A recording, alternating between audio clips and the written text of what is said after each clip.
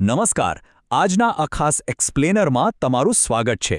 આજે આપણે ભવિષ્યની ઊર્જાના એક એવા રહસ્ય પરથી પડદો ઉઠાવવાના છીએ ને જે સાંભળીને તમને ચોક્કસ રોમાંચ થશે.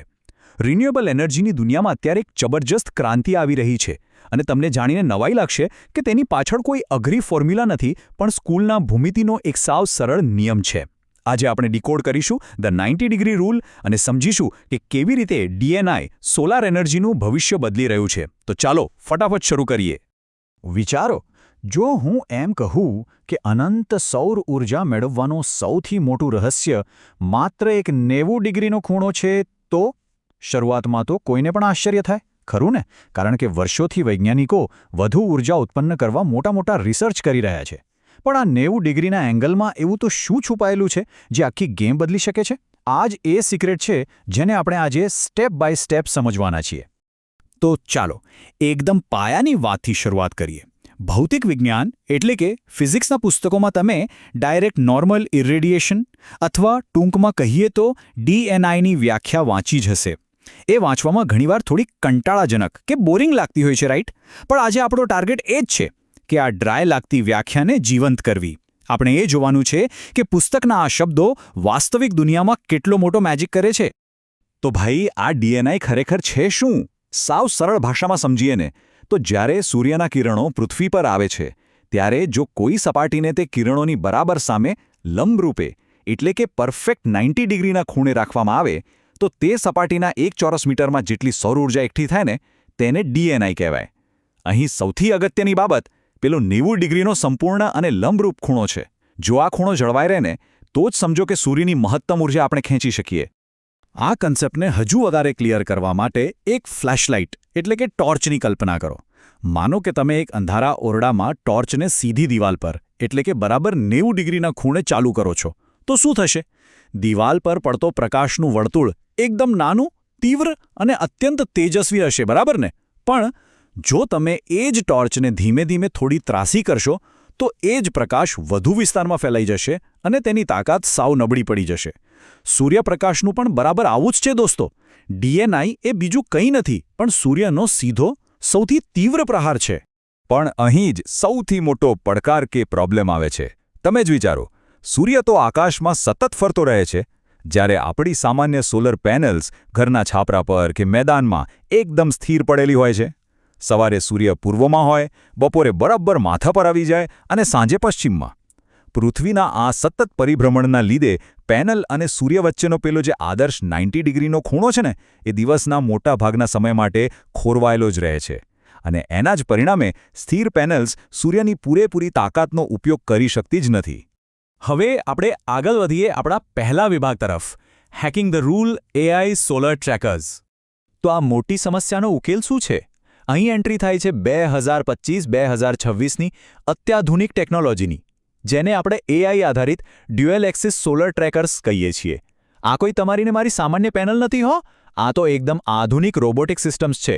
આ પેનલ્સ સૂર્યોદયથી લઈને સૂર્યાસ્ત સુધી સૂર્યની ગતિવિધિને સેકન્ડ બાય સેકન્ડ ટ્રેક કરે છે. અને હા, માત્ર ઉપર નીચે જ નહીં પણ ડાબે જમણે એમ બંને ધરી પર સતત પોતાની સ્થિતિ બદલતી રહે છે. આર્ટિફિશિયલ ઇન્ટેલિજન્સ એક્ઝેક્ટલી સૂર્યની સ્થિતિનો અંદાજ લગાવે છે અને પેનલને બરાબર સૂર્યની સામે લાવીને આખો દિવસ પેલો 90 ડિગ્રીનો પરફેક્ટ ડીએનઆઈ ખૂણો મેન્ટેન કરે છે. એકદમ સ્માર્ટ, ખરું ને? અને આ સતત 90 ડિગ્રીનો ખૂણો જાળવી રાખવાનું રિઝલ્ટ શું આવે છે ખબર છે? પૂરા 40%નો જંગી વધારો. જી હા, બિલકુલ સાચું સાંભળ્યું તમે.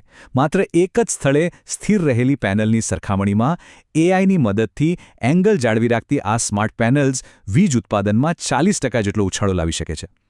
કોઈ જ નવો વિસ્તાર રોક્યા વિના માત્ર અને માત્ર ખૂણો સાચવવાથી જ આટલી વિશાળ માત્રામાં વધારાની ઊર્જા મળી રહી છે. આ છે સાચી ટેકનોલોજીનો અસલી જાદુ. હવે વાત કરીએ આપણા બીજા વિભાગની, concentrated solar power, the ultimate DNI technology. આ અલ્ટિમેટ ડીએનઆઈ ટેકનોલોજી કોઈ એક બે વ્યક્તિગત પેનલ્સથી તો ઘણી આગળની રાત છે. આમાં હોલિવૂડની સાયન્સ ફિક્શન ફિલ્મોમાં જોવા મળતા વિશાળ પાવર પ્લાન્ટ્સ કોઈ છે. અને આના માટે કોઈ સામાન્ય જગ્યા નથી ચાલતી.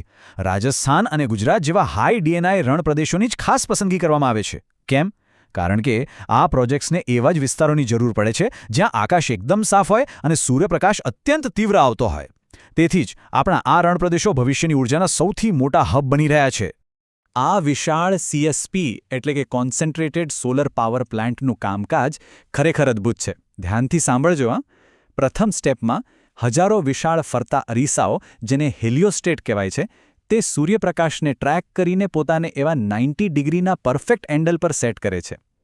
ત્યારબાદ આ તમામ અરીસાઓ સૂર્યના પ્રકાશને એક બહુ મોટા સેન્ટ્રલ ટાવરની ટોચ પર રિફ્લેક્ટ કરે છે. હવે વિચારો, હજારો અરીસાનો પ્રકાશ એક જ બિંદુ પર ભેગો થાય તો શું થાય? ત્યાં એટલી વિકરાળ ગરમી પેદા થાય છે કે ટાવરમાં રહેલું ખાસ પ્રકારનું મીઠું પણ પીગળી જાય છે. હા, મીઠું. અને છેલ્લે આ પીગળેલા ગરમ મીઠાનો ઉપયોગ વરાળ બનાવવા અને ટર્બાઇન ફેરવવા માટે થાય છે, જેનાથી બહુ જ વિશાળ પાયે વીજળી ઉત્પન્ન થાય છે. મતલબ કે આ હજારો અરીસાઓ એકસાથે મળીને એક વિશાળ DNI કેચર તરીકે કામ કરે છે. પણ સૌથી ક્રાંતિકારી અને જબરદસ્ત વાત તો હવે આવે છે. પેલા સેન્ટ્રલ ટાવરમાં જે પીગળેલું મીઠું છે ને, તે આપણી સામાન્ય બેટરીઓ કરતાં ઊર્જાનો સંગ્રહ કરવા માટે અનેક ગણું શ્રેષ્ઠ છે. આનો સૌથી મોટો ફાયદો એ છે કે સૂર્ય આથમી ગયા પછી, એટલે કે રાતના ગાઢ અંધકારમાં પણ આ મીઠાની ગરમીથી પ્લાન્ટ સતત ચાલુ રહે છે અને 24 કલાક વીજળીનું ઉત્પાદન કરી શકે છે. સોલાર એનર્જીની જે સૌથી મોટી મર્યાદા હતી કે રાત્રે શું થશે, તેનો આ એક પરફેક્ટ ઉકેલ છે. તો શું એ ખરેખર અદ્ભુત નથી લાગતું કે પાઠ્યપુસ્તકનો એક સાવ કંટાળાજનક લાગતો ભૂમિતિનો નિયમ, માત્ર એક 90 ડિગ્રીનો ખૂણો, આજે અંધારામાં પણ દુનિયાને રોશન કરી રહ્યો છે? એક સીધી વ્યાખ્યામાંથી શરૂ થયેલી યાત્રા આજે આધુનિક AI રોબોટ્સ અને પીગળેલા મીઠાના જાયન્ટ પાવર પ્લાન્ટ્સ સુધી પહોંચી ગઈ છે.